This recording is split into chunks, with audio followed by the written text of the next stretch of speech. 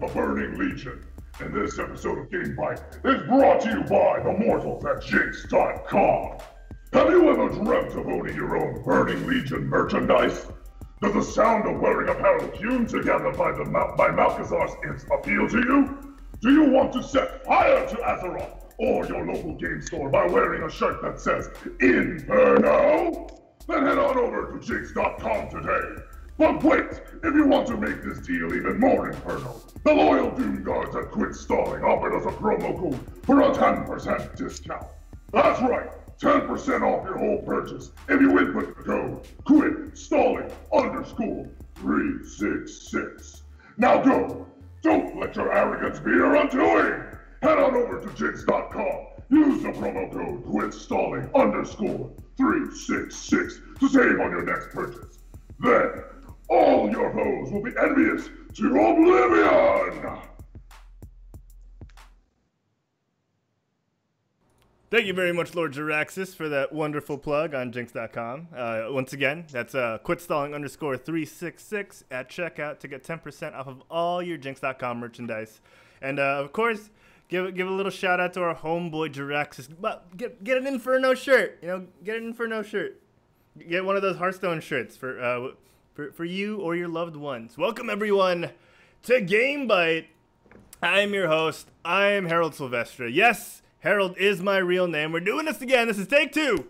For those of you listening to the audio only or the VODs, watching the VODs, you have no idea what I'm talking about. So you missed out when we were doing this live. So welcome everyone to the show. That's I just did this, so I'm gonna change it up. Welcome everyone to the show that has ridiculously large mouse mats, but still can't find their aim when they're playing Overwatch. This is our weekly excuse to go on the internet. Oh, that's a small one, Elgene. I'll show that on camera in a bit. Welcome everyone to our weekly excuse to talk about video games like we know a damn, but we don't really. With me today, I've got the gamers. And also I didn't realize, it's dawning on me now, all the pre-show we did beforehand, no one noticed that you guys weren't talking, and it looked like I was just talking to myself. Oh,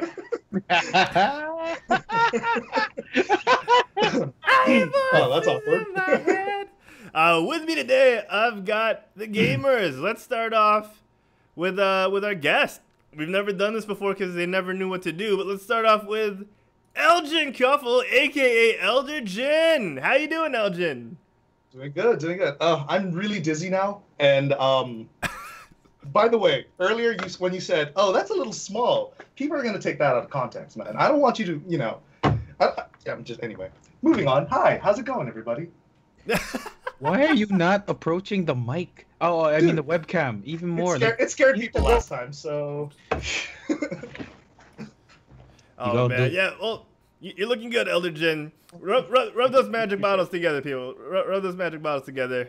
ElderDjinn is live from the chat room. You normally see him in the. Oh wait, I've never done this. Wait. You normally see him in the chat. So he's finally leapt out of the text and made himself manifest. And bought a webcam. Bought a webcam. I mean, bought a mic. Got a voice changer. Did it much? Voice changer? Oh, wait. You gotta whip that out later, ElderDjinn. You gotta whip that out. Whip that voice changer out later on. Whip the voice changer out. Gotcha. Oh, yeah, sorry. I wasn't clear. With me and Elgene, we've got my regular co-host. He's got his Hearthstone set to G&D's living room. It's the Fury bot himself, Mick DeGuzman. How you doing, Mick? Hi, everyone. You already saw me a while ago because we made a mistake in the scenes. But yeah, hey, everybody. Hey, Harold. Hey, Elgene. How you guys doing? It's a great mistakes were made. No regrets. No regrets. No regrets. Right there. No regrets. All right. Let's do this. Ladies and gentlemen, welcome once again to GameByte. I'm joined by a wonderful guest and co-host today. So let's get this started. As I do at the start of every show, I'm going to ask you folks at home, as well as my co-hosts, what have you been playing? Elgene, man, I have no clue what you've been playing whatsoever. I know you stream. Yes, so let us know what you've been playing. So, I've been playing a lot of Hearthstone. No way! Like I said, whoa! Mind blowing. I know. But playing a lot of Hearthstone because I put some money into the game, and Ooh, because boy. of that, I have to play it now. And yeah, having a lot of fun playing with the new meta. I think this has probably been one of the more exciting metas I've been a part of, especially because I get to play a deck that I really enjoy playing. Like it's so much fun right now. But what I'm not playing is God of War. Like I said, since I invested in Hearthstone, I didn't have enough money left over to buy God of War. I mean, I would have loved to play Dad of War, but oh well. Say love. It looks good. It does look good though. Oh yes, it does. Yeah, I know what it feels like because I recently got the welcome bundle from Hearthstone. Oh really? What do you get? Tell me more. So, I got one of the priest legendaries. I'm not quite sure which one. I'll check on it later. But I also got Grom Hellscream for the warrior. Nice. That's super nice badass. cards. Very relevant now. Yeah, I had no support cards for him whatsoever, so I just threw him in one of my decks, and it's working out. It's working out. That's good. I'm losing quite a bit. Mick, man, what have you been playing? God of War. Oh, I hate you, man. Smug mother. We'll talk about that later. Nice, sweet. Just those 3 words will trigger Elgin. I know it will. Right now, anyway. Yeah. Right now, I mean, like maybe next week, you're like, oh, I finally have the game, and I'm probably like, oh, I haven't finished the game, and then you probably will finish it before I do. He probably will. Probably. Maybe. All right. Hey, Little kitty Mimi. Sorry, little kitty Mimi in the chat says she's been playing tons of PUBG War Mode. Oh, that's awesome. That's awesome. Wait, I'm assuming little kitty Mimi is a girl, but I also don't want to assume her gender, because that's how you get in trouble nowadays. That's how you get in trouble. This is indeed very true. Oh, tons of PUBG War Mode. That's awesome. That's awesome. We're talking a lot about battle royales later in the show, so stay tuned for that. The rest of the chat, let us know what you've been playing. Mick, thanks for asking, brother. I've been playing. Forgot. Crap! I missed the chance there. Don't worry, guys. It happens. It happens. At least Jopes from Game Local asked me. Harold, what have you been playing? Thanks, Mick. So I've been doing my usual World of Warcraft. Yeah, I've been on the grind. I've been on the grind. I've also been grinding Overwatch a little bit. Just getting my jollies off of Overwatch. Trying to climb because I've not been doing so good. You know, I've not been doing so well. What's your rank now, my friend? Don't ask me. Don't ask me. Okay. And you know, like I mentioned, I've picked up the welcome bundle. Not yet master. Sure. You pretend to understand that. Just diamond, yeah, you know. He's trying to master rank. We'll fix it in post. I've been playing Hearthstone as well, like I mentioned earlier. So I've been leveling my decks because I never got to level all of them. From the get-go, I thought it was like World of Warcraft. I picked the rogue and I stuck with it, and now I realize the error of my ways. So I'm playing as much as I can. It's fun, you know. My toilet breaks have gone from like 5 minutes to about 50. So yeah, that's good. That's legit. Yeah, the internet has been good in my toilet. So healthy bow.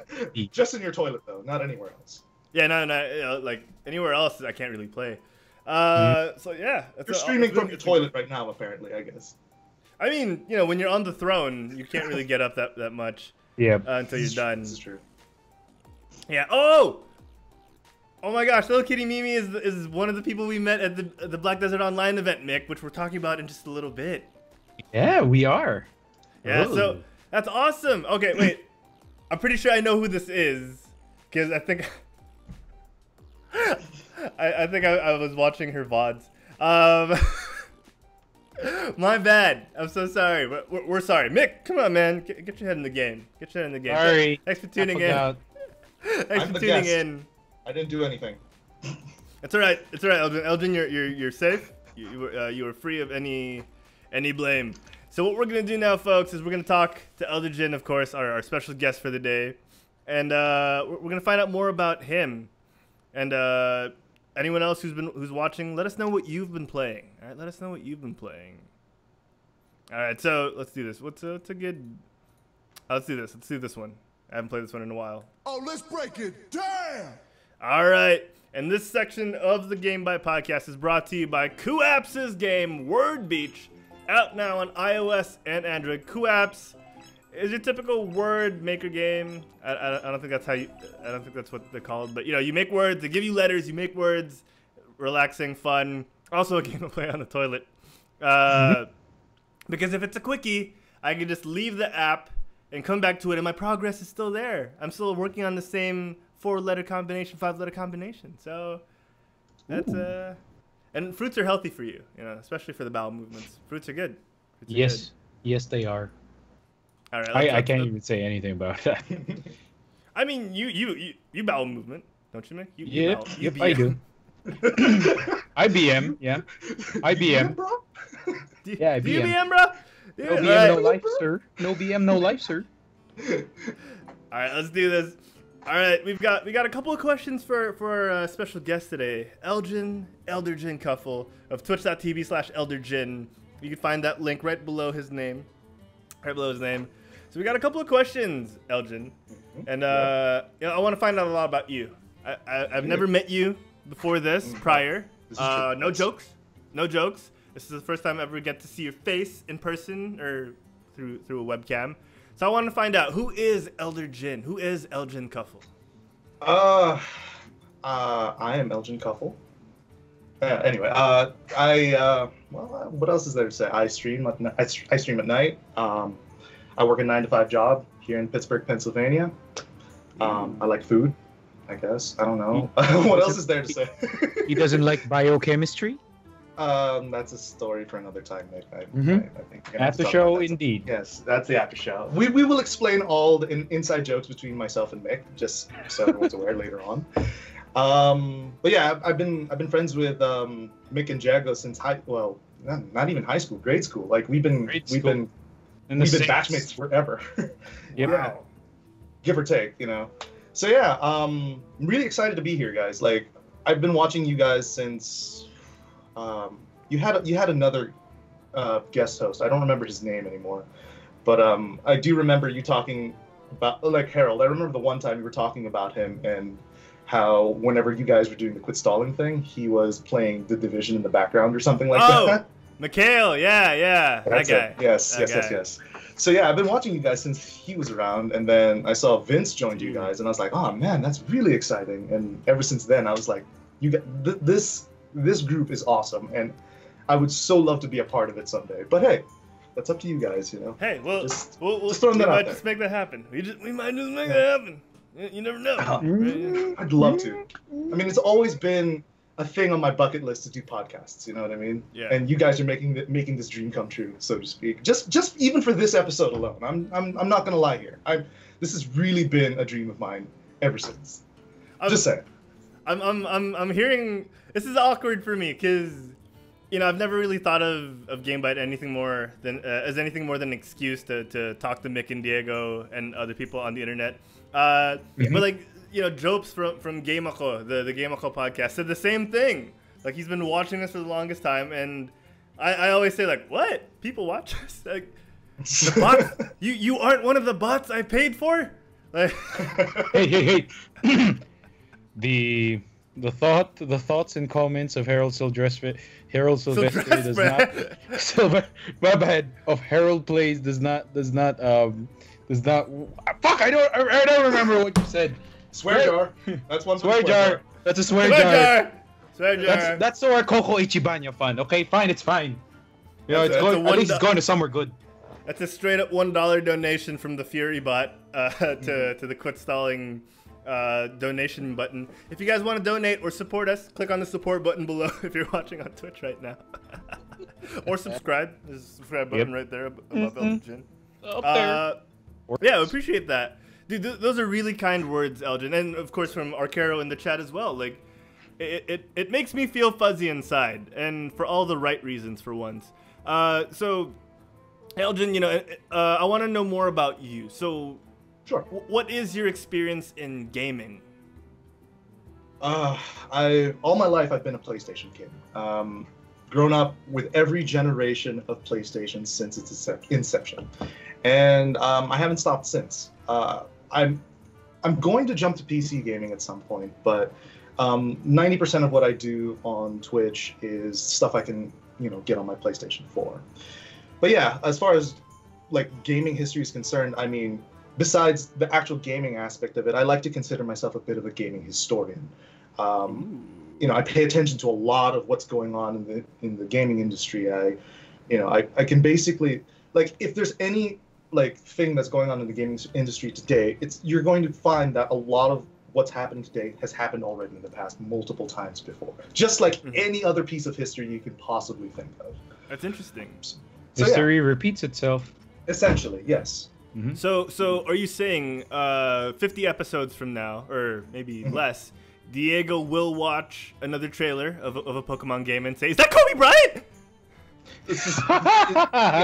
Yes, but it's actually Post Malone apparently. So yes, it's going to be Post Malone.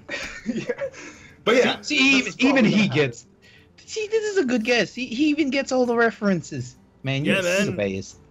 Yeah, I love you, man. Is that Bray Wyatt? Is that Bray Wyatt? Is that Bray Wyatt? I basically kept the tally of all the embarrassing moments you guys have gone through, so don't worry. I remember everything.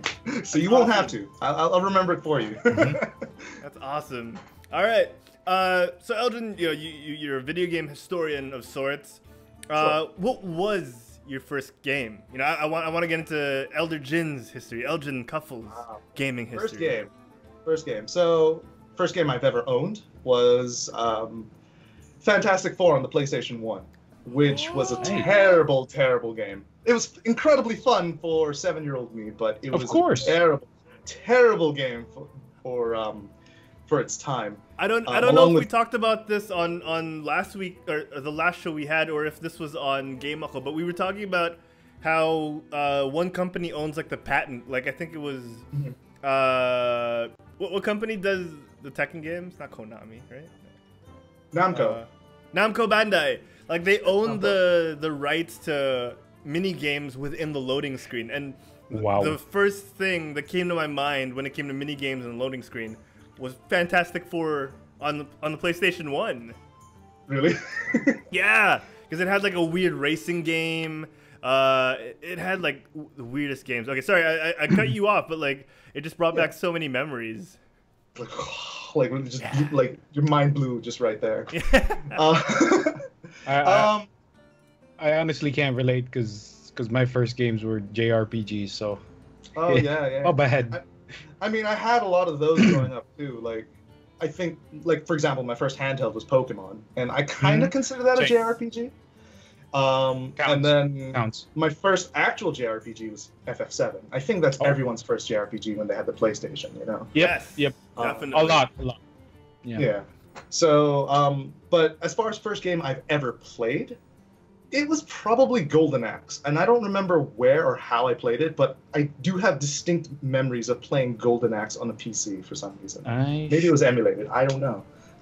That's an old Sega game. It's a really, really old Sega game. I guess. I don't remember. I don't remember. Maybe it was ported to the PC at some point. But yeah, that was one of the first gaming memories I've ever had. I want to throw this up on the screen because it looks pretty cool. It's sort of like it reminds me of Captain Commando, but also not. This is pretty cool. It's a side-scrolling beat 'em up. Yeah, and I remember using the dwarf more than anyone else for whatever reason. Because I figured, hey, Golden Axe, this guy's wielding an axe, he must be the main character. Not really, but nah. This is pretty cool. Oh, Tiris, Flare, the Amazon. Her father and mother were killed by death. Adder. Equals Adder. Equals Adder. This is pretty cool. Oh man, this looks like fun. Oh! You can throw people around and jump slash. This is awesome. Low blow. You have no idea how that blew so many people's minds, I'm sure.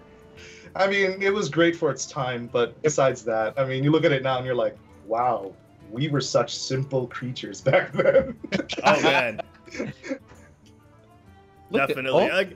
I remember Star Wars Masters of Terrascasi, the fighting game. Oh my god, that game. That blew my mind. I was like, 3D Star Wars game! Yeah, right? Like, but there were so many things. Oh my god, there were so many things wrong with that game. Like, so many. Like, first of all, what the hell is a JARAXXU? And second of all, why is there a character named Whore? Like, for real. Why? Like I remember the loading screen, like it was Princess Leia versus Whore. Whore. What? Who you call a whore? Who you calling a whore?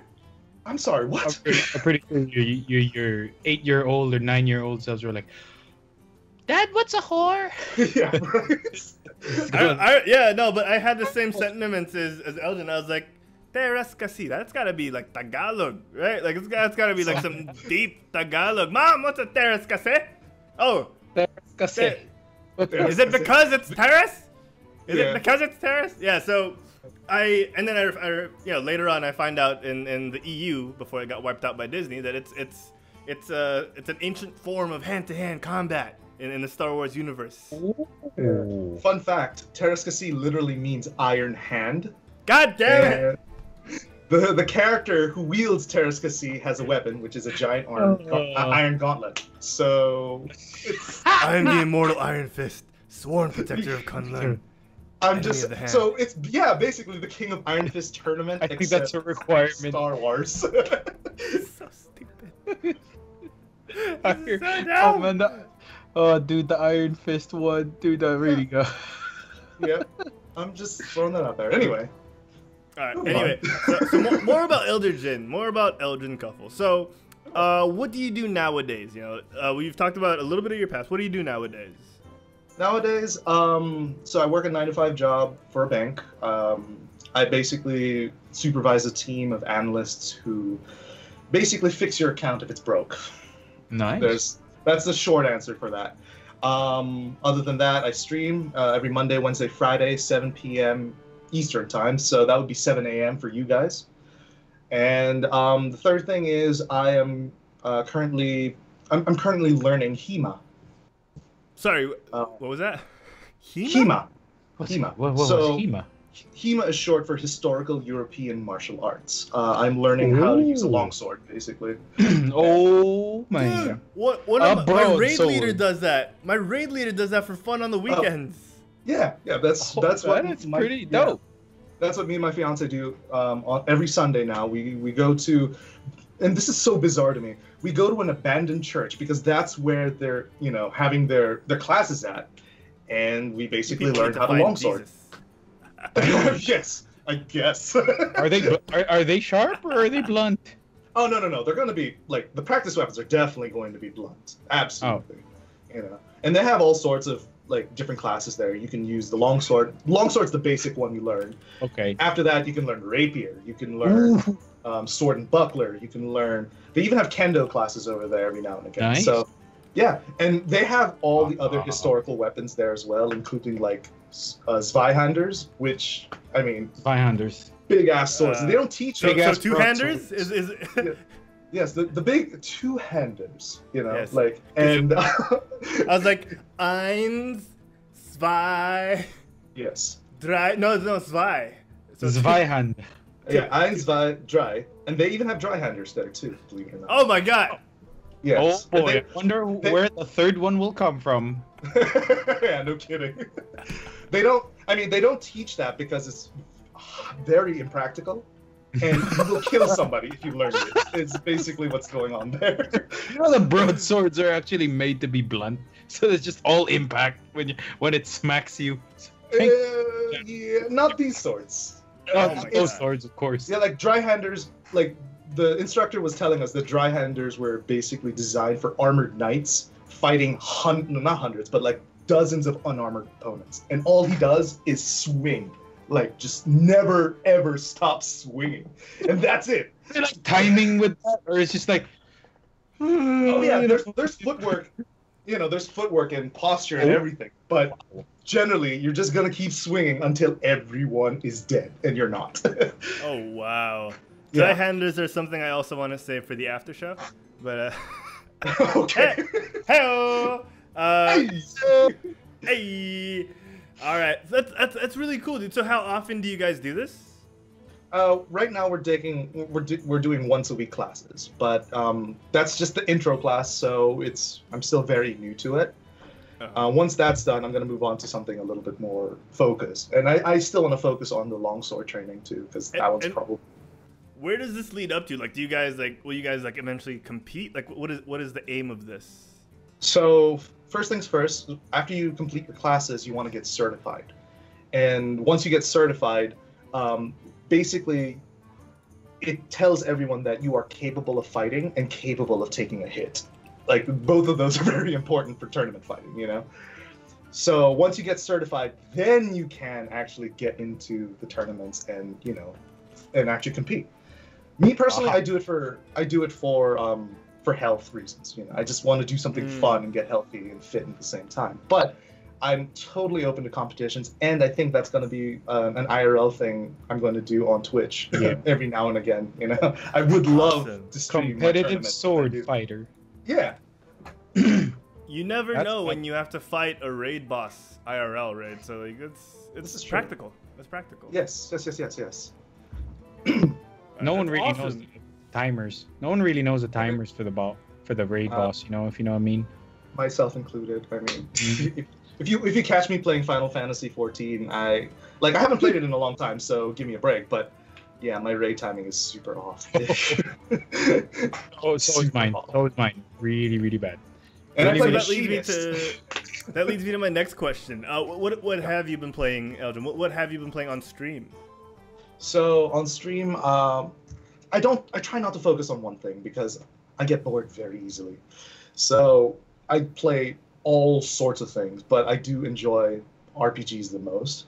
And you'll probably find me playing more Souls-like games than anything else. I do play fighting games on occasion. I do play Hearthstone. I do play Final Fantasy 14, and the odd RPG like Dragon's Dogma, which has recently been one of my, you can say, my more popular streams because nobody plays it. But yeah, generally speaking, action RPGs are my jam. As long as it's not like a big Ubisoft-esque open world like Far Cry is or something like that, I'm probably going to be into it, you know. That's nutty. That's awesome, dude. Have you tried Black Desert Online? Oh, no, I have not. But I've heard a lot of, interesting things about it. Yeah, Leia is in the chat. Leia, let us know what you think of Black Desert Online. Yep. Little kitty me. Yeah. Mick, have you gotten to try Black Desert Online, if I may ask you? I have dabbled a bit, thanks to a guest pass that actually expired about a few months ago.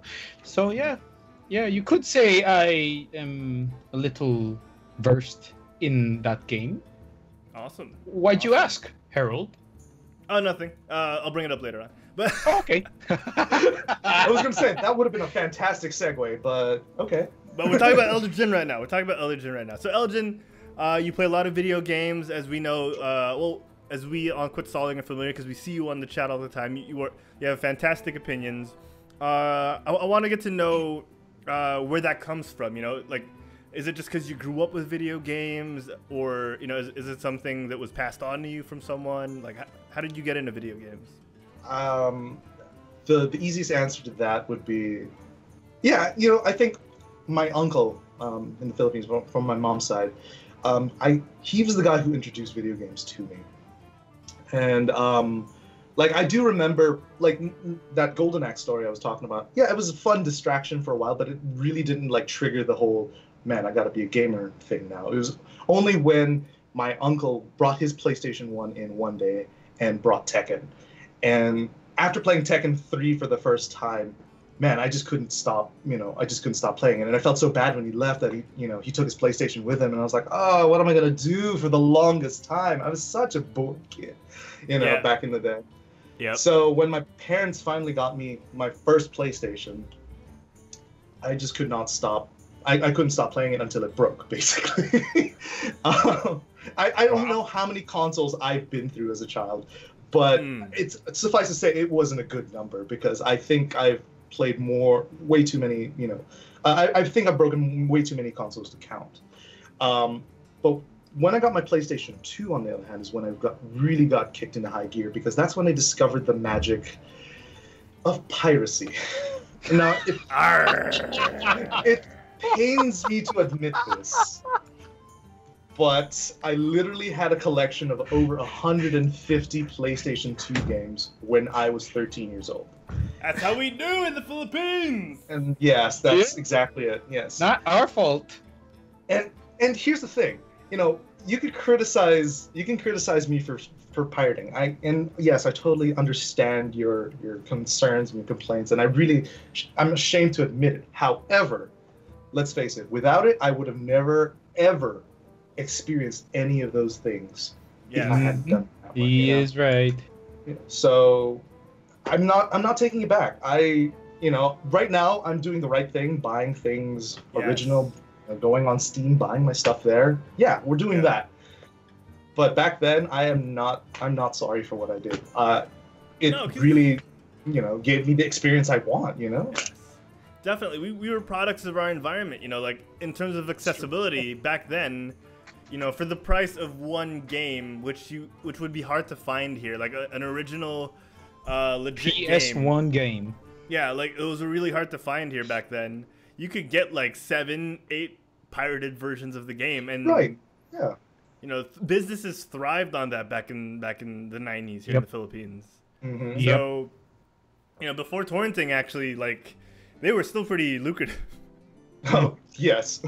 Yeah, so, we were products of our environment. And, again, like you mentioned, now that we're conscious adults, as much as possible, we do pay for the games we play. And, we tend to support the developers that we like. Mm-hmm. Mm-hmm. Yeah, absolutely. And we all have. There's some. Go you first, Elgene. I was gonna say we all have our, preferred, like you said, developers and all that stuff, and we all have ours that we don't like, which something else we'll talk about, I guess, later on. Go ahead. And to be honest, there's something good about seeing a collection of original games, like just there displayed. There's something satisfying about it. I don't know why.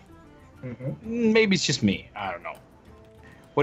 What about you guys? Do you guys like displaying your games, like, I don't know, like right beside your TV or like wherever your gaming room is? Personally, I personally prefer having a physical collection myself. I see. The only,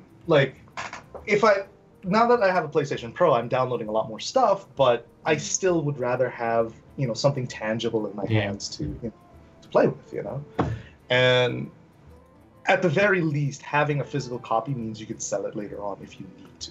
Yes. Which is always a good thing, Used game market thriving. Not anymore, but you still can get some money over here. That's what's going on, at least in the U.S. Like GameStop. Yeah. Oh, really? GameStop is. Yeah, GameStop is dying here. Yeah. Oof. Yeah, it's dying. But anyway. Yeah. Anyway, actually, I did get my a game I'd been dying to play for the longest time. Marvel Ultimate Alliance 2. I got it from GameStop. And I was so relieved when I finally found it, because it's a hard game to find. Yeah, unless you download it. You can download it on the PlayStation Network. I don't know what format you're trying to get it on, though. So I was trying to get it on PlayStation before. But then, like a year after I finally got it in America, they released it on digital. Like they released it on Steam, on the PSN. So yeah, I still have the badge of honor. I had to trudge through the snowy terrain of Chicago, Illinois to find. Yeah. Actually, it was New York, but yeah. Well, I mean, to your credit, however, the PlayStation 4 port was poorly optimized. You got the better deal by getting the physical copy. I'm just telling you that right now. Yeah, you absolutely got the better deal. Awesome. Wouldn't it be the same thing? I mean, like from physical versus downloaded version of the port? No. It's not the same thing. No, because what they were trying to do was port a PlayStation 2 game and make it playable on the PlayStation 4, which is a very complicated process in the least, So PlayStation 3, and they botched it. PlayStation. Generational jumps. Yeah. Very, very difficult. Crazy. It's a lot harder than people make it out to be. Yeah, I recently found out, like, that's why older games on the PC not that easy to play nowadays because you need like certain emulation systems to be in place. So it's crazy. It's crazy. Yeah, absolutely, absolutely. That's why I get all my old stuff from Good Old Games. They have it all pretty much pre-patched for you by the time you put it on your PC. Nice. Yeah. GOG. All right. GOG. So we got a little bit of news to talk about. Mick, do you have any other questions for our special co-host of the day? This is probably the weirdest question I will ever ask in this episode of GameByte, or just rather, this one? in all the episodes of GameByte. This is probably the weirdest question I will ever ask because he's my friend.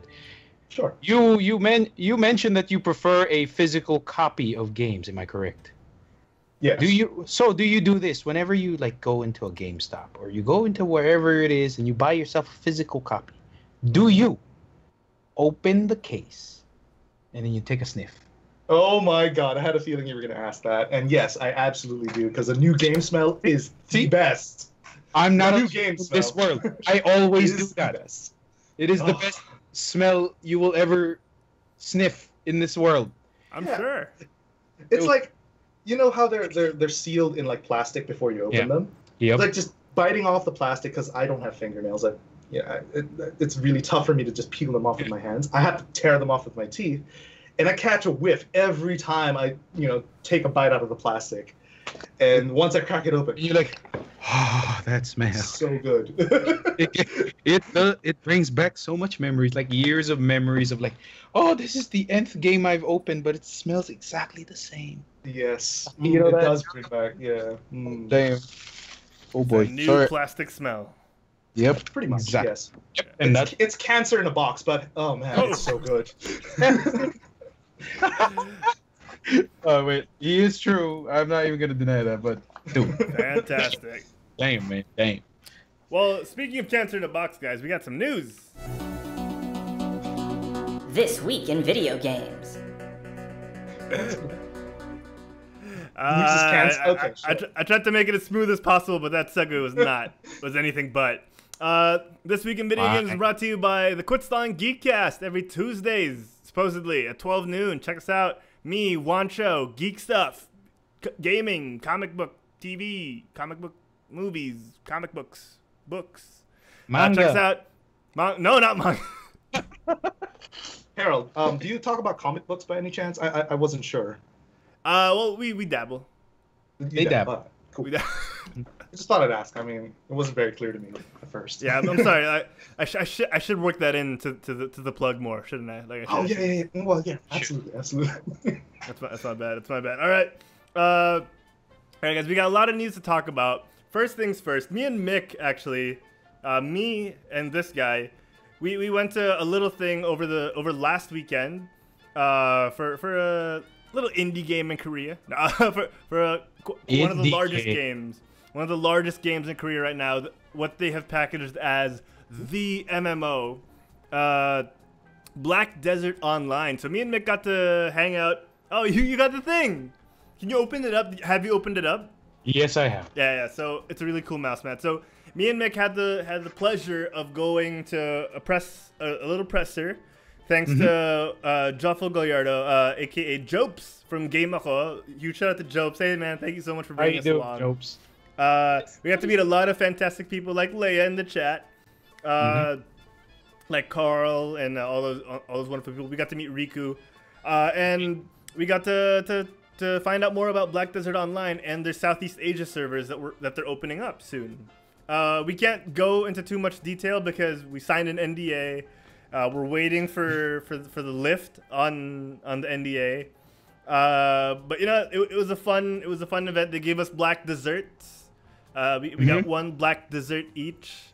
We got we got the cake. Yeah. Yeah, the cake. We got. Oh, okay. Mick, can you show the mouse pad? Oh, it's here. Okay, I gotta open it though, so it's gonna make a. You said you opened it earlier. No, I did open it. I put it back. Okay. You know what? Okay. Okay. All This is what it looks like. This is the mouse pad we got. Oh, Yes, that's kick black ass. dessert. It's pretty big. It's pretty big. I'd use that for a playmat. I would use that for a playmat. If I didn't have the Hearthstone one.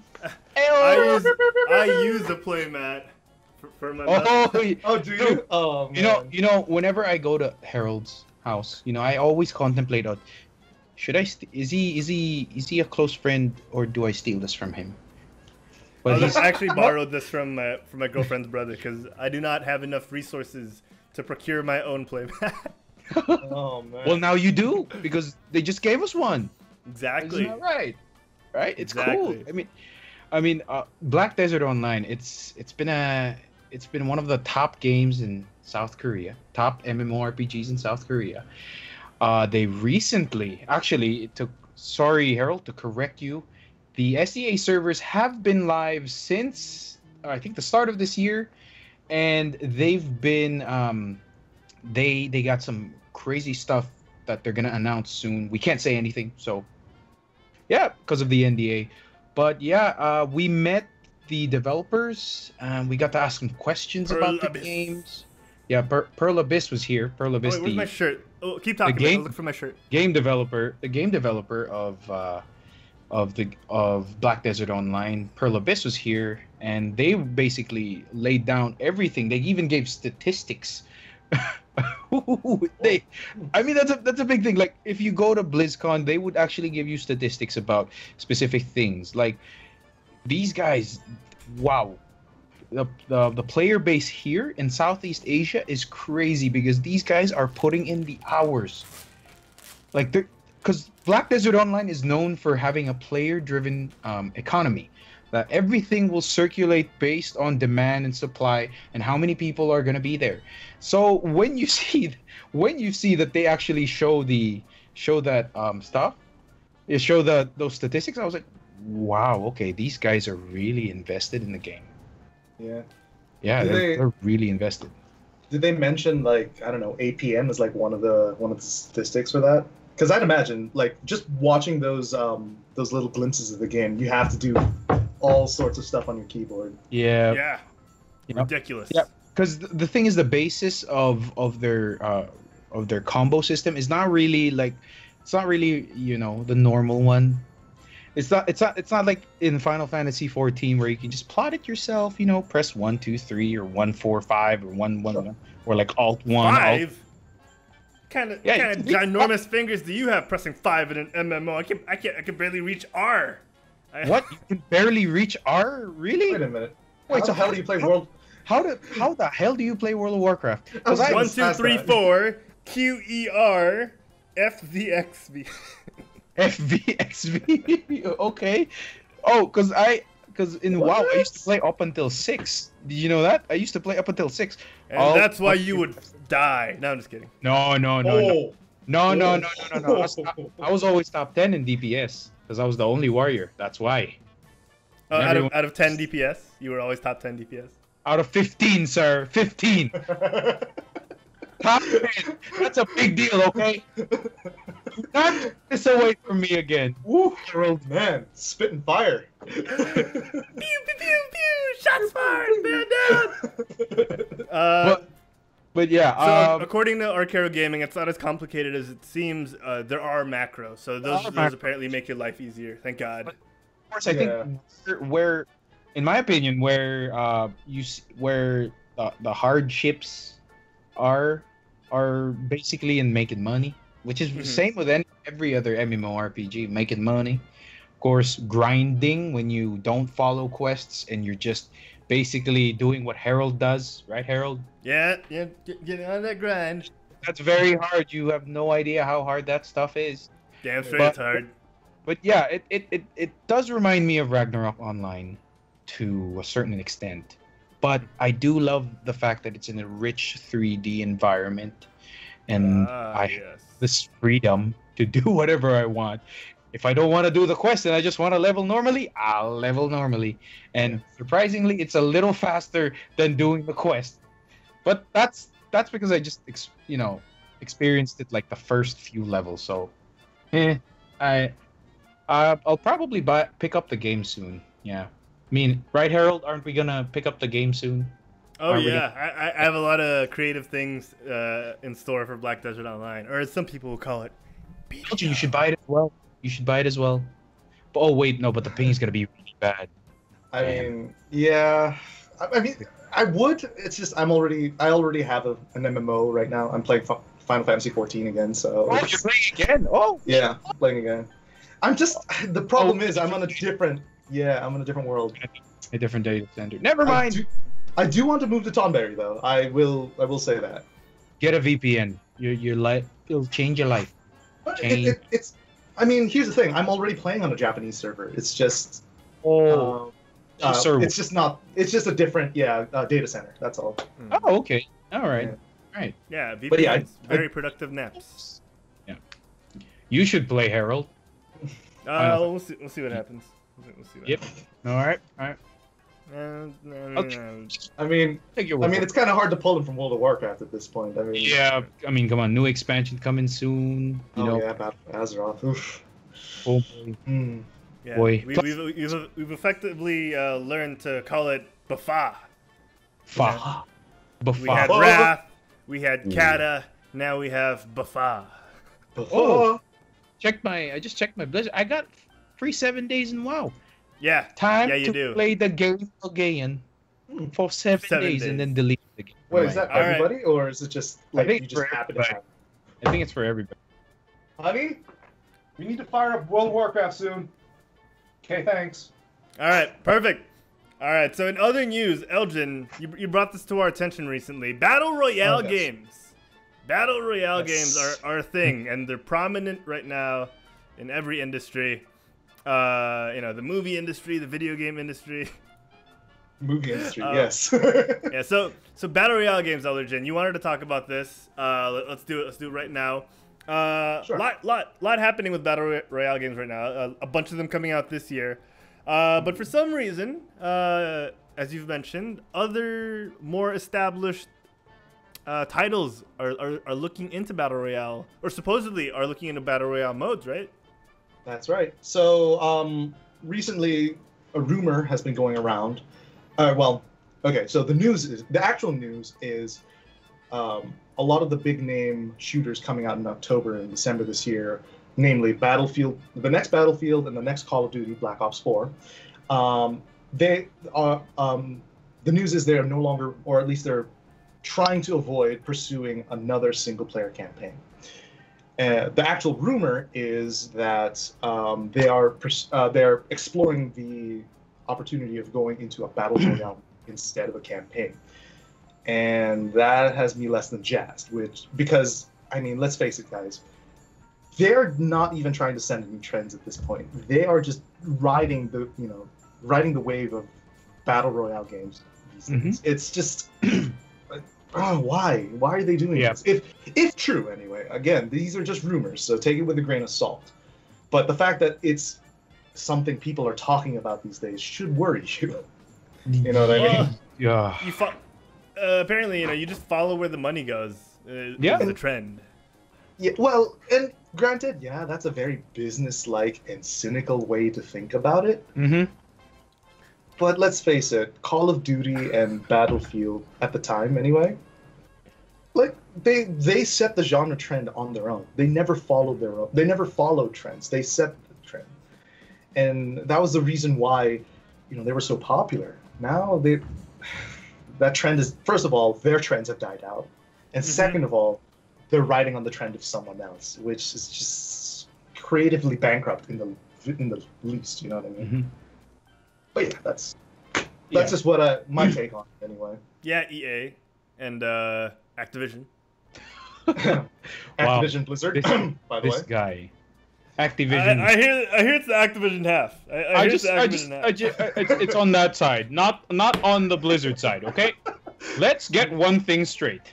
All right. Yeah, but I hear it's on the Ubi side. The soft side is pretty good. Like the soft side is Yeah. Salsa.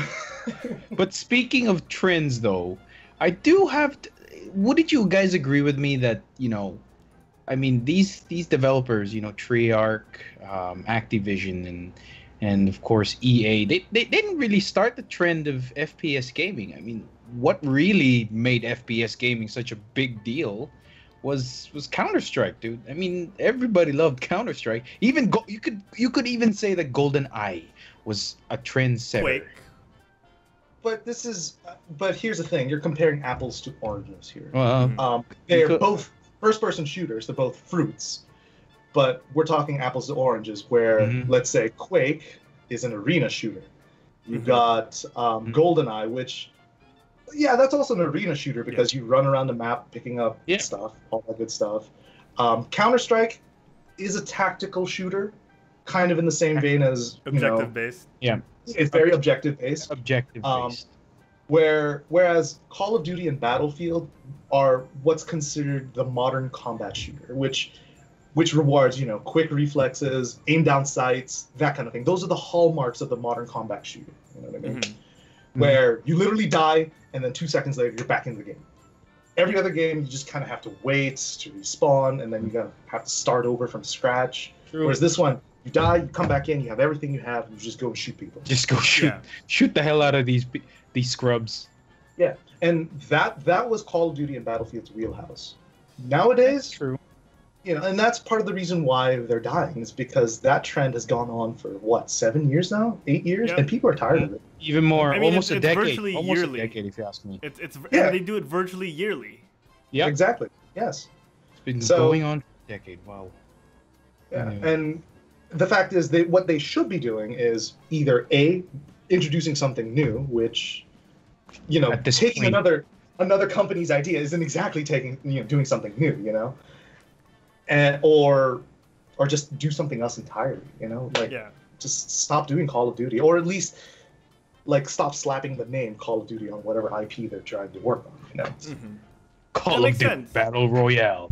Like Oh, a God. fresh take. But at the same time, from the cynical point of view, that's gonna be part of why they want to do it. Is there's the name that people associate with the games, and they're like, oh my gosh, true. Call of Duty, something I love, is coming out with a battle royale mode, which is also something I love. So True, it's ridiculous. It's a cash grab True. if I've ever seen It's it. it's a ridiculous cash grab, but it's a very short term. If you think about it, it's a very short term band-aid solution to their problem, which is their series is dying. Yeah. They need to do something more permanent. Take a break. Which is, well, I mean, depends on how long you want to take that break. But yeah, you're right. No, because I see it as the same issue with Batman in the movie theaters. They keep trying to shove Batman down our throats when it's not. When the current iteration isn't working as they'd like it to work. When Batman and Robin came out in the 90s, what fixed that? They took a break, and then they gave us Christopher Nolan's take on Batman, which was refreshing, and everyone loved it. So I Damn. think with these, I love that these, Nolan one. right? The I trilogy. think what they The could Nolan do, trilogy is the best. is take Wow. a page out of I guess Warner Brothers and DC's book, take a long break, let people forget what they didn't like about it, and then bring it back when they can remember what they love about the series. And then start fresh. Give us something either that you think creatively in the future would be great, or more of the same. And by then, nostalgia would ride you high for a couple of years. Okay. Right. And to your point, Harold, if after they take a break, they shouldn't just start back up afterwards. They should probably get this fresh new talent to basically put at the top. Yep. The Batman, let's face it, the Batman trilogy that we've all know and love wouldn't have been the Batman trilogy we know and love without Christopher Nolan. Yes. Instead of having, let's say, the board of directors dictating whatever Yes. whatever EA is going to do for their next Battlefield, they should get someone who actually plays video games, someone who knows what they're talking about, someone who actually understands us as consumers instead of just seeing us as whales to just get money from, Yeah. I mean, that's so simple, but they're not. True. They're not doing it. But you guys got to remember that some of the CEOs here are actual gamers as well. That's Some. the thing. Remember, some of them. Okay. I'm not sure if if the EA guys or the Activision guys or gamers as well. But dude, some of the higher ups there were the game developers, and now they're on the business side. So I feel like that instead of us talking about giving people breaks, I think we should just talk about how, since we all know that's not gonna happen, like the whole, oh, we'll take a break, you know, we're not gonna release a Call of Duty this year. No, that's not gonna happen. I want them to actually try to reboot something instead, like go to their roots. They have to take a step back in order for them to take 2 steps forward. Like, for example, I thought that, you know, Call of Duty, the which one was that? The one with the Modern Warfare remastered packaged within it. What was that again? War?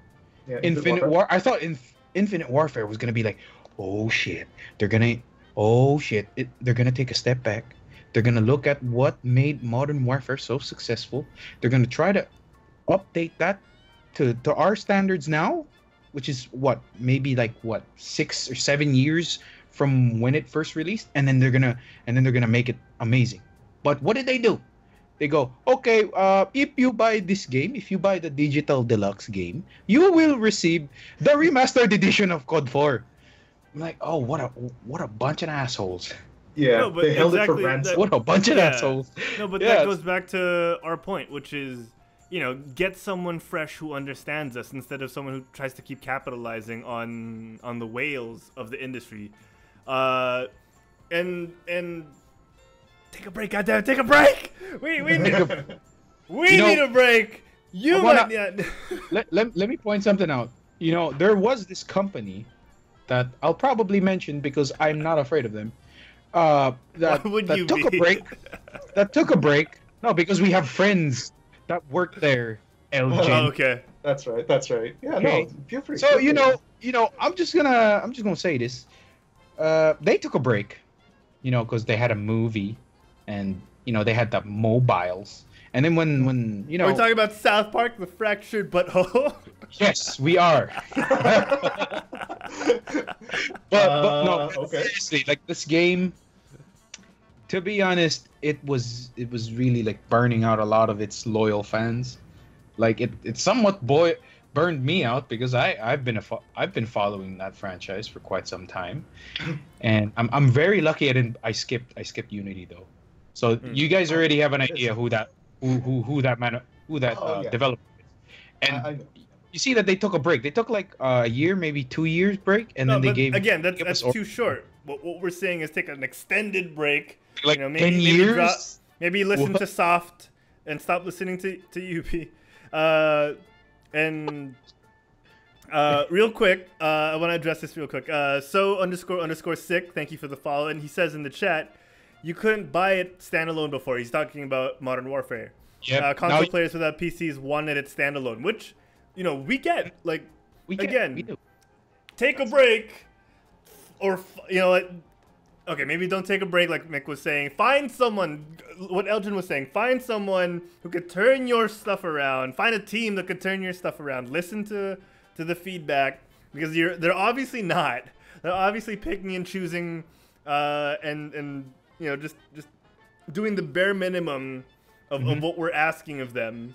And, you know what, find a team that would actually listen, and maybe your company might turn around, like, for the better in the long term and for the betterment of the gaming industry's health in general.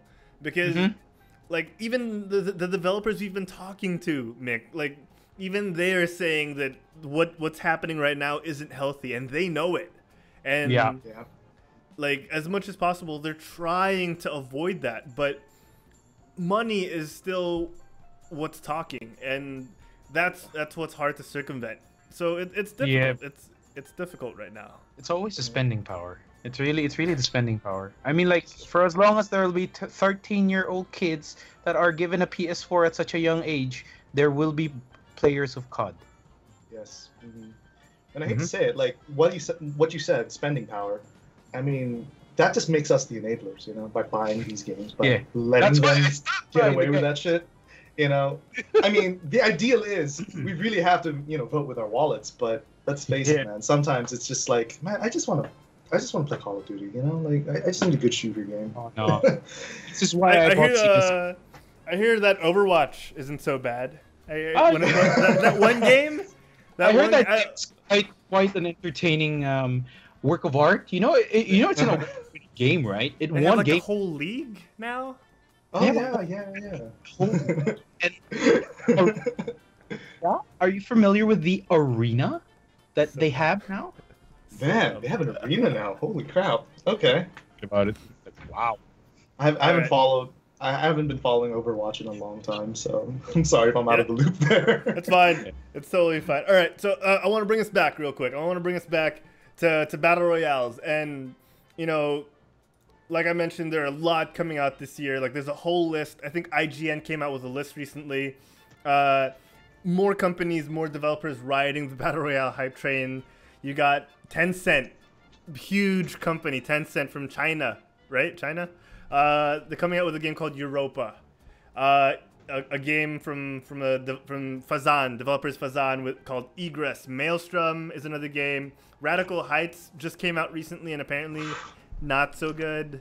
The Darwin Project was popular for a week on Twitch because it gave you the ability to have your Twitch stream impact your actual live experience. It was kind of like the Hunger Games meets Battle Royale. Islands of Nine, Crazy Justice, all these games coming out left and right. And I actually wanted a soundbite about something about clones, but I didn't have the time to fix it up. But it was gonna be like Yoda being like, "Begun, the Clone Wars have," and right, right. That's a good one. The Clone Wars have. It's I don't know, like again, unhealthy, but at the same time, we talked about this, I think, with Salon, Mick. We have. Or was it Joy? Like the health of not necessarily clones, but iterations of genres isn't bad. But when it becomes a case of just cloning and taking the genre and just like putting the bare minimum spin on it, that's when it becomes disruptive to the industry. Which is why I actually, after reading this article, I actually got excited for one of the battle royale based games that's gonna come out soon, which is Dying Light Bad Blood. Because oh my god, really? So that's gonna have one too? No, think about it. I mean, it's a battle royale in a sense that you only have one life. You will be thrown into a zone where you have nothing and you have to scavenge for your stuff. But it also has the zombie elements. It also has the fact that it could go at nighttime, and the zombies of that area are gonna get stronger at night because the stronger zombies come out at night if you play light. Zombies. Plus, you have to go against someone else. So you're looking for a cure. So it's an objective-based battle royale. Think about it. It's pretty cool. It's enticing to a certain extent, but yeah, it doesn't. That's something that a lot of developers should be doing. Like, taking an element, but then also adding your successful element to it and see if it blends. And this one actually, kind of comes out. If they made a Left 4 Dead like a 100 man Left 4 Dead, but 50 versus 50 zombies versus 50 people, that would be fun as well. I don't know about you. Which was the original concept for Fortnite, if I'm not mistaken. Yeah, he's right. Yeah, I was gonna say like that whole Dying Light thing you were pitching to me sounded almost eerily similar to H1Z1, and we all know how that turned out. That's why I'm kind of like zombies battle royale. I mean, it's happened, but didn't work out. Z1 is it's a living environment, so it keeps going on. You do have one life, but it keeps going on. This one does have the end goal of you have to kill someone. You have to kill everyone, right? It's not like H1Z1 where okay, I scavenged. Okay, I'm good. Are you friendly? Raise your hand if you're friendly. And it's like, okay, let's go on quest. Let's kill these zombies.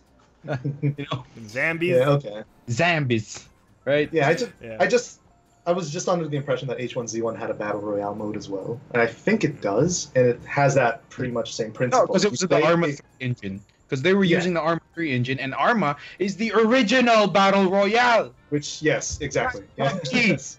Fucking Arma 3. Swear jar again, $2. That's $2. Yeah, I mean, we're gonna have to start counting shits after the first 4, Mick. So, okay, Harold, that's 1. All right, I want to go into the chat real quick. So sick. You guys addressed him, but I do want to do this on the show. He was saying, did you like? I think this was Modern Warfare, World War II. Is that right? Yes. Mm-hmm. Yeah. He was saying, did you like the latest COD? And because he liked it, so I want you guys to address this on air. Elgin, you first, because you reply to him first. So my take on it was, I figured, man, it's another Call of Duty, you know, and I didn't want to get into it, and I didn't buy it. I didn't buy it for that reason. But it does look good. I will not, I will not dispute that.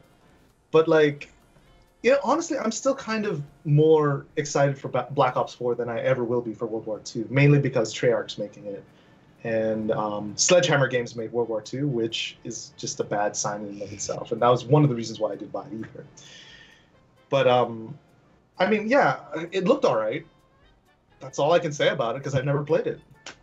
I borrowed from a friend. I got to try it in a friend's house. It's typical COD. I mean, shoot, 1v1. It's a deathmatch, free for all, shoot, bam bam. It's based on it's just reskinned. It was good. I mean, COD is the whole COD formula was pretty. It's still pretty good, but I mean, do I want to personally buy a copy of it just so I could keep playing it? Probably not. I mean, if it were Battlefield 1, though, if you compare the two, Battlefield 1 had different game modes, fun game modes, to be honest, like Conquest, Team Deathmatch, Squad Match. They even had that Rush, I think, where you have to plant the bomb and stuff. I mean, so did COD, but they don't have the big ass maps with 64 other people. Yes. Just losing their minds, just everything just blowing up right beside you like a war zone. So yeah, I choose Battlefield over COD in that one. Yeah. All right. So he's got more questions. We'll get to that later on in the show, because I don't want to run too long on certain things, but I did want to get to the last bit of H1Z1 and the last bit of Battle Royale news, which is more Fortnite stuff. Let's wrap up Battle Royale stuff. That's all, folks. Let's wrap up Battle Royale stuff with Fortnite. And you guys are familiar with Drake, are you not? Familiar. Drake from Drake and Josh? No, Drake from Drake. So Hotline Bling? Yes, Hotline Bling. So Ninja, a Twitch streamer, recently played with Drake, and due to his rising popularity, no relation to Drake, well, some relation to Drake, he had an event last week, and I think this was in Vegas. It was in Vegas, the newly christened esports arena, and he had an event virtually centered around him at the esports arena where he was playing Fortnite against other people, and it was a huge success. It was the highest, if I'm not mistaken, highest concurrent viewed Twitch stream of all time, beating his Twitch stream that featured Drake. They reached, let me check this out. They reached around 667,000 concurrent viewers. Wow. So by no means is this the most concurrent viewers for a Fortnite stream ever, because on YouTube apparently last month a bunch of Spanish players got about 1.1 million concurrent viewers on one stream, not counting the fact that those viewers also watch the other streamers, going simultaneously. So some of them would go from stream to stream, some of them would watch all at the same time. But yeah, for Twitch, this is huge. This is 667,000 concurrent viewers, which is the largest they've had. That's crazy. So basically, that's like when Hearthstone was getting very popular on Twitch. That was early 2014. The highest that we ever reached was about 450,000, and that's distributed to hundreds, maybe even 1,000 different channels that were under the whole Hearthstone tag. So imagine just one guy, 667,000. Wow, this game is This game is wow. This game is the one to beat, guys. This is it. Kidding. Fortnite. So I got a couple of details from IGN regarding the event. It was a bit of a community event at the same time. So players were pitted against Ninja for a prize of $2,500 for finding and killing him in game. Another $2,500 for winning the game. So a lot of money in this as well. And then each player that actually participated were paid $75 to join 3 matches. Wow. Yeah, they played 9 games. That's easy. $75. Yeah, they played 9 games in total, so that's a lot of money. Ninja won 1 game and came second twice, which is, you know, for a battle royale game, quite impressive. It is very impressive, yeah. Right? And you know, like in the end, he was saying everyone's playing Fortnite right now, talking about the game. He was saying in the end, he just wants to, you know, do things like this, stream or play video games, and just keep spreading a positive message. Altruistic. And you know, the bigger message I got from this was some people are actually batting around the idea of there being a pro league potentially built around him and his popularity, which for me wouldn't be so bad, but at the same time, it's like that's how big this guy has gotten on Twitch.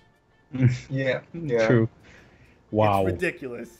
And I was watching this guy when he was still CS:GO. Oh wow, was he good at Yeah. CS:GO? Dude, he was in a pro team. He's a pro player, technically. Okay. He's a pro player. Luminosity, I think. Not sure. Oh, okay. I correct me if I'm wrong, guys, on chat.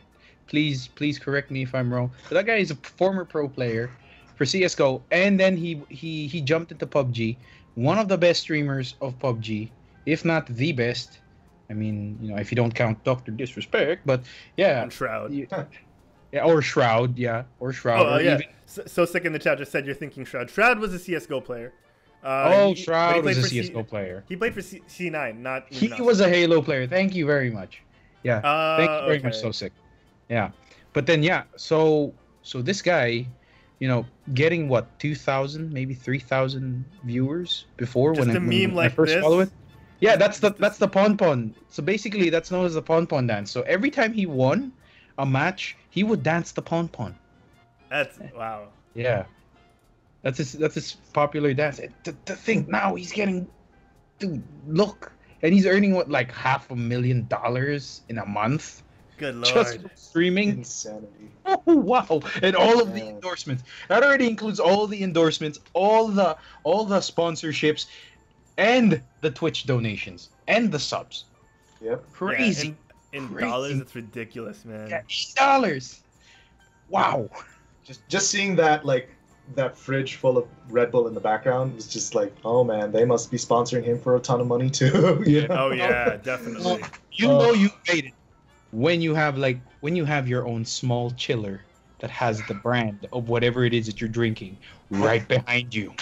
I need one right behind me. It's like how Summit 1G is also sponsored. I think he's sponsored by Monster. I'm not sure. By Summit Correct Water? me again if Oh, I'm okay. wrong. Correct me again if I'm wrong. He's sponsored by Monster Energy Drink. And I'm looking at you, Extra Joss and Sting. I'm looking at you, Honey Lemon. I want some of that Honey Lemon. Okay? Oh Can my I- gosh. Can I have a freezer in the back filled with cobra? Oh good lord. Alright. That's the worst part. Alright. Before we go to the BLIZZ Corner, one more piece of news. God of War apparently is doing really good. So good for them. Game of the Year contender apparently. So good job, Dad of War. Great story. Killing it with the reviews. Even the audience review is, you know, I mean, it's a 95% Metacritic, so that must mean something. Yes. Oh, that's like, crazy. like I've heard like all of the you can say other game developers are blowing up Santa Monica Studios Twitter saying, "Congratulations guys, fantastic work." You know, everybody is saying congratulations Santa Monica Studios for this piece of work, you know. Yeah. Awesome. It looks beautiful, and I love getting to play it on my PC through YouTube and Twitch. It's wonderful. It's wonderful. Man. But All right. Yeah, it's a beautiful game. Reddit Reddit is my streaming platform. I'm personally playing it. It's a wonderful experience. It's super far from the original God of War series, so it's very exciting for me. So it's relatively something new because I haven't played any Dark Souls or like Bloodborne. I bought Bloodborne, but it's still sealed. It's right there behind me. I bought it like 6 months ago, and it's still there. Yeah. Knights of, all of that, all the action RPG style. So I think this will fall under your ballpark, ElderDjinn. You're gonna enjoy this. I'm pretty sure you're gonna go with the God of War mode, which is the hardest mode because you're immersed. So you don't have a HUD. You're just dodging. Like, that sounds amazing, though. That sounds like finally getting to play a movie experience. Yeah. Right. You can play it on a PS4 Pro so that you could turn on that anti-aliasing and that what was that again? HDR switch that I can't seem to open. Yeah, I mean, I usually put it on performance, but I mean, if it's a spectacle to be seen in high resolution, I think I'll try it that way at least once, Nice. Yeah. And So Sick in the chat says, I've heard comparisons to Resident Evil 4. And you're not mistaken. It's actually a little close because the camera is an annoying piece of doo-doo. Doesn't count. Annoying piece of doo-doo. I hate it. I hate the camera. Okay? It's so hard. I'm so used to using a mouse, okay? It's not my fault. Yeah, and he says, to this day, I still don't know what the anti-aliasing setting does. Laughing my Lemfao. It stops the aliasing. It stops, anti-aliasing is basically prevents Jennifer Garner from showing up in your game. 3D model figures are basically like cubes and dated reference. Rigid edges. So anti-aliasing again, it's basically it smoothens out character textures. So when you look at an armor and you see it in its nice, beautiful 3D state, that's because there's anti-aliasing. If you turn that off, you're gonna see ridges, pixelations there. Yeah. So that's a purpose for anti-aliasing. That's why you can also toggle how strong it would be. It could be ×2, ×4, ×8, and even 16. It even has specific resolutions like FXAA and forgot the other one, the one that the industry standard one. But yeah, so that's basically it. That's sharpness, technically sharpness. Yeah. So Marvel Studios really turned up their anti-aliasing. Yeah, pretty much. So just to make you feel better, Sick, I'm in the same boat. I just thought, oh, anti-aliasing makes the game look pretty. I guess I'll try it. That's really all I thought it did. Those. That's all I thought it was. All right. Well, aside from anti-aliasing, guys, it's time for the BLIZZ Corner.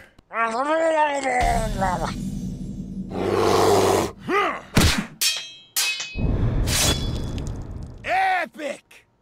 All right, it is epic, but also sad. Ben Brode, one Benjamin B. Rode. No, that's not his real name. Ben Brode. Benjamin Brode. Of Team 5 of Hearthstone fame, and of course, of sick rap fame, is sadly leaving Blizzard. Not just the Hearthstone team. He's leaving Blizzard. He in a forum post earlier this week, he gave us the sad news, and Hearthstone players and nerds everywhere are still crushed. I just got back into this game, Ben. Come on, dude. Jeez. Mick, man, what are your thoughts on this?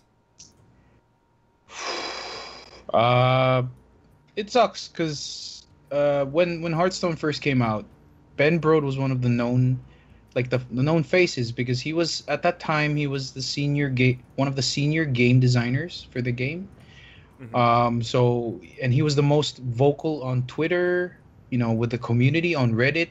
He would agree to interviews for upcoming Hearthstone shows. Like I would watch this. I would recall one of the Twitch streamers here on Twitch. His name is what the name of a Twitch streamer here on Twitch, not Twitch streamer on Twitch. Anyway, his name is Chanman V. He had a show where it's basically he would interview people about specific things that would happen, like the meta report, like how an expansion is.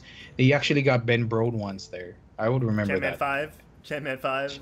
Chanman V or Chanman 5. And then Actually, also V. It is V. It's V.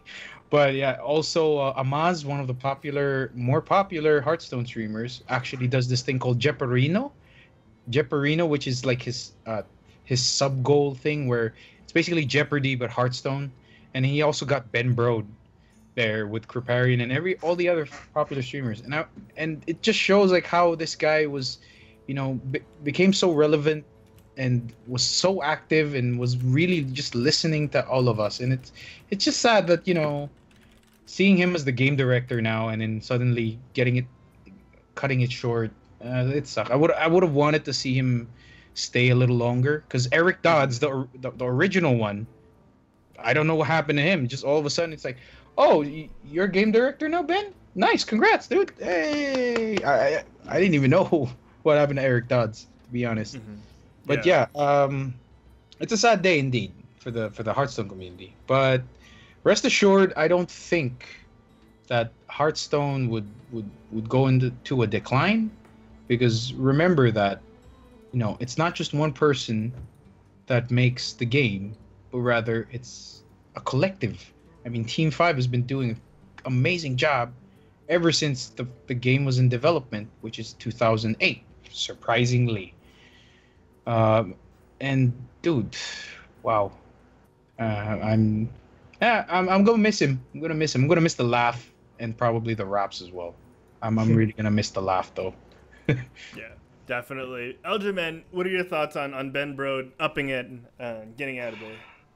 I mean, I wish him all the best, first and foremost. This guy, he said he was going to go off to make create his own company or at least be a part of a company he's going to be.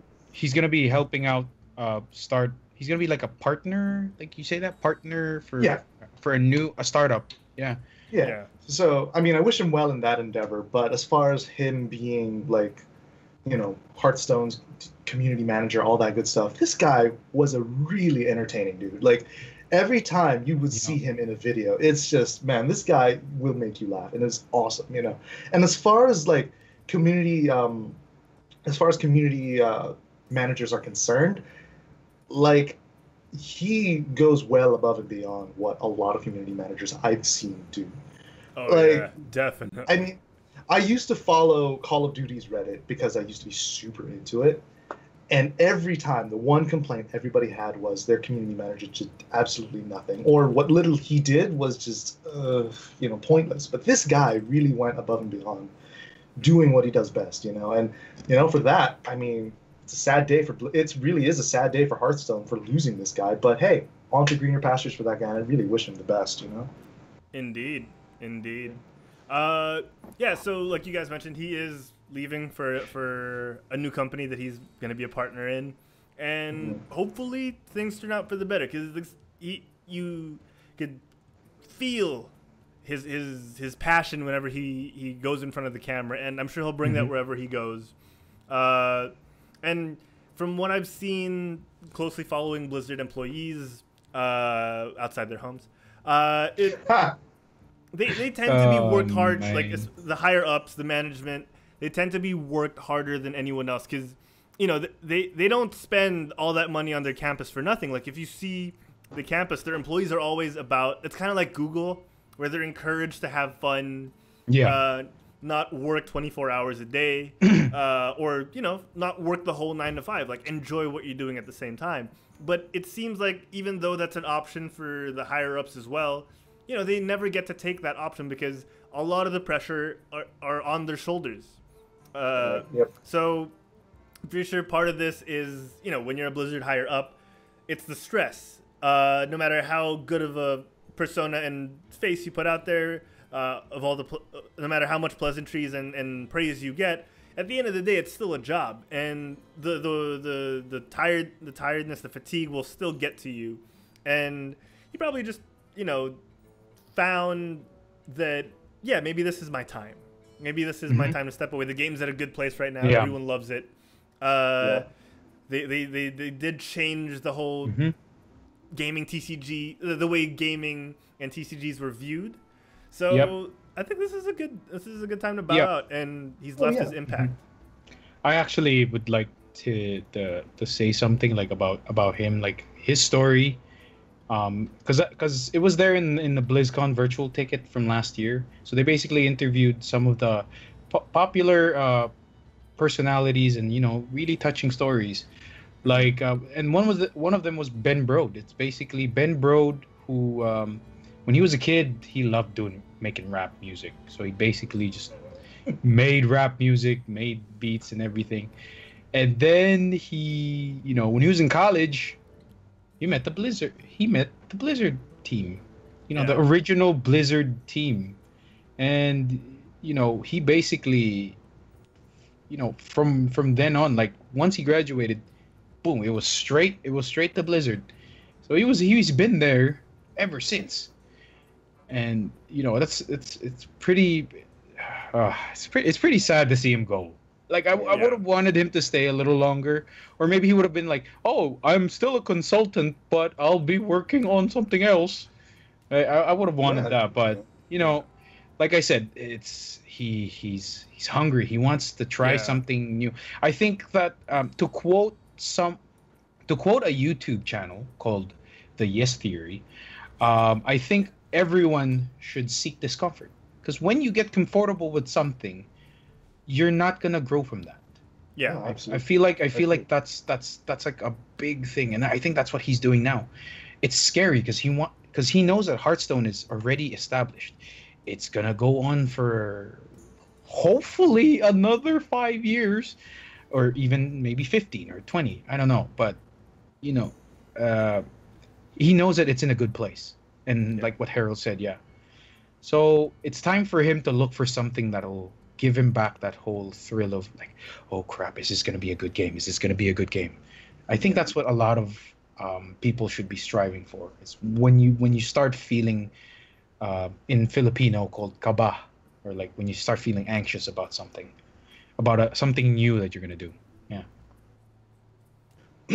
What I was gonna say was, I mean, as far as him going to another company is concerned, I have really high hopes for him as well, because like what Sick was so sick is saying in the chat right now is it must be super taxing because Ben can't please everyone. He's absolutely right. Being the community manager is probably one of the hardest jobs you could possibly have for any video game endeavor. Yeah. Because if something screws up, it's on you. Everyone's gonna blame you. It's all gonna be your fault. And this guy took it like a champ. Yeah. He took everything like a champ, and he did super well. It's awesome to see a community manager actually doing his job despite the criticism and all that good stuff. Didn't faze him. Yeah. So good for him, Ben. Hope you have a good time over in your new company. And just a quick recap before we end this part. He started from being a QA tester, I think, in World of Warcraft, and he just worked from different team until he ended up in Team 5. And you know what? Thank you, Ben. Thank you. Thank you. All right. In other news, PSA, the Overwatch competitive season is almost over. So we got 2 days left. Get on that grind.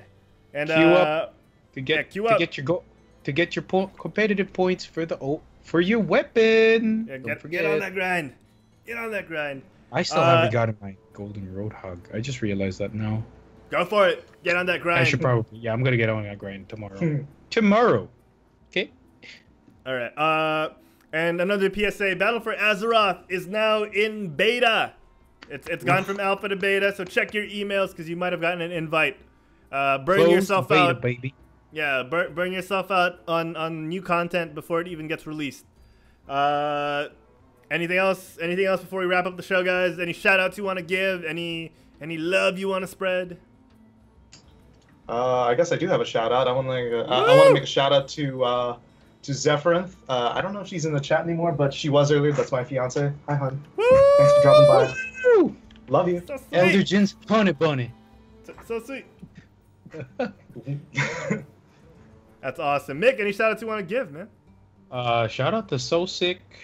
Thanks for the sub in YouTube. Thanks for the follow, my friend.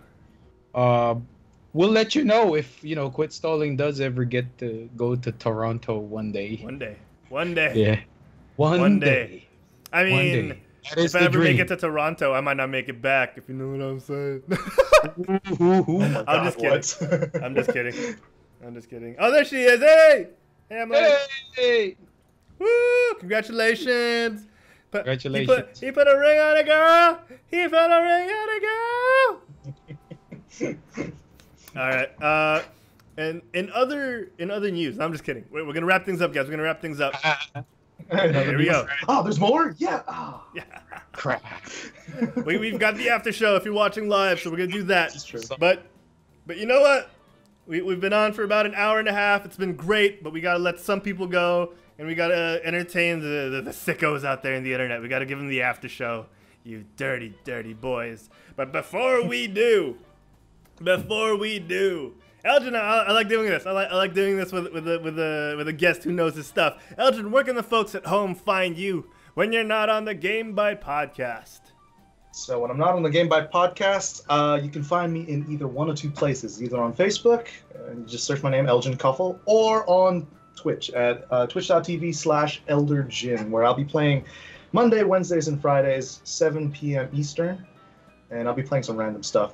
This week I'll be playing Hearthstone, so you'll be catching me trying to make my way up to Legend. We'll see about that. I don't know. I've got a week to do it, so nice. hope for the best. You got it in the bag. Yeah. Don't worry. Guys, check that out. Twitch.tv/ElderDjinn. ELDERDG. Oh, DJINN. Like genie. Jinn.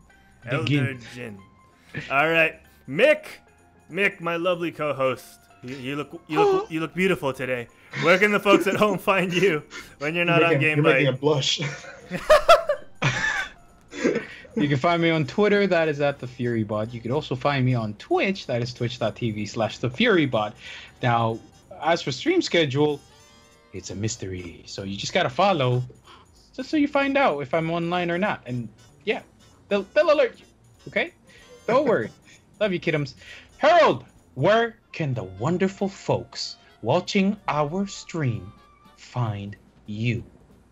Hello, I'm Herald.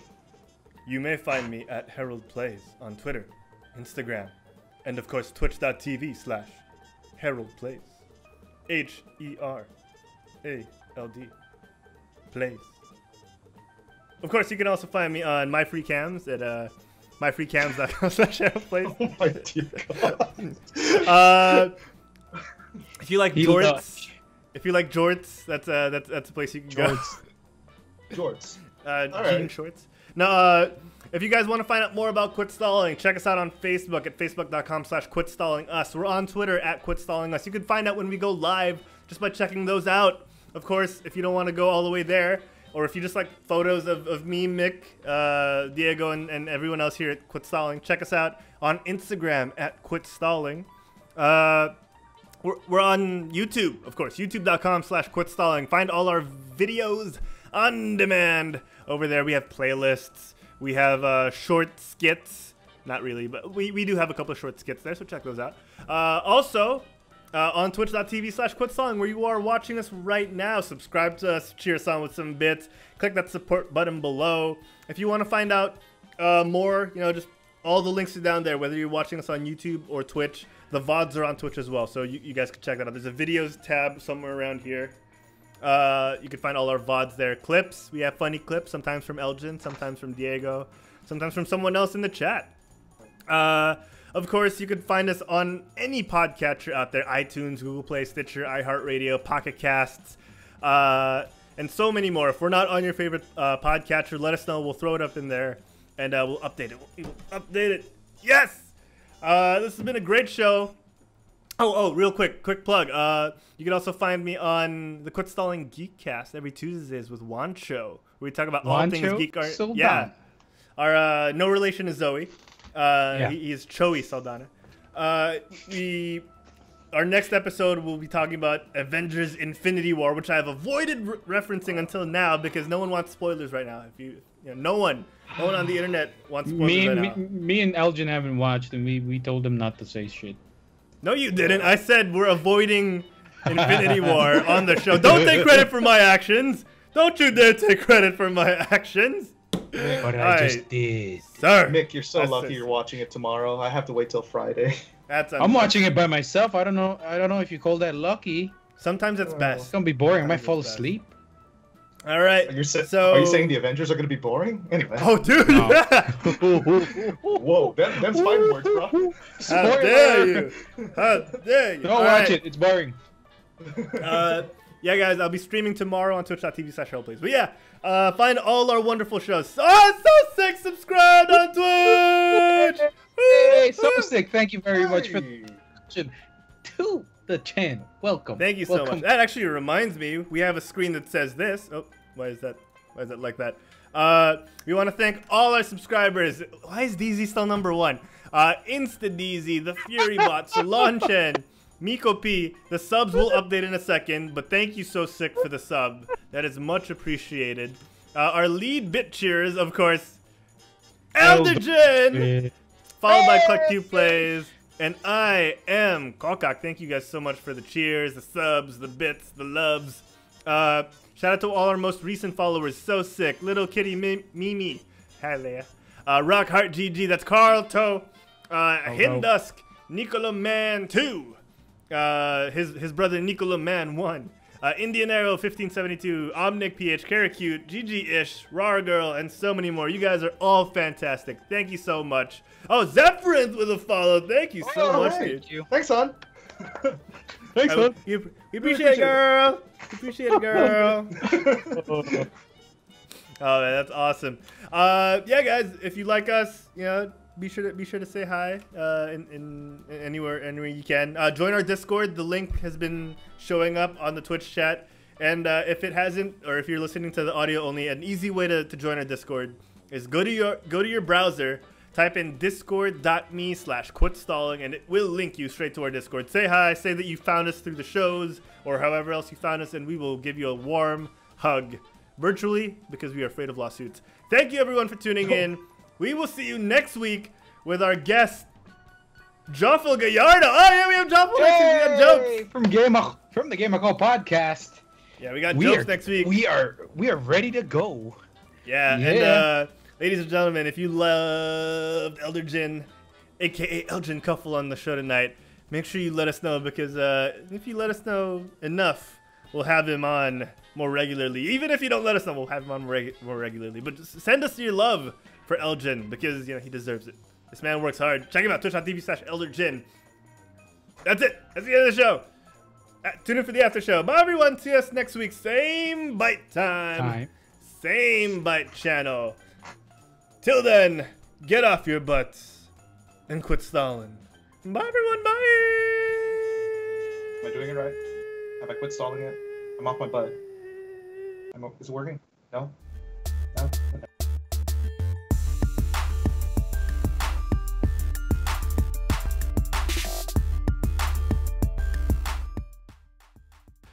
This episode of GameByte has been brought to you by the Quit Stalling Media Network. For more, check out all those lovely links that Herald has just told you about. Get off your butts and quit stalling.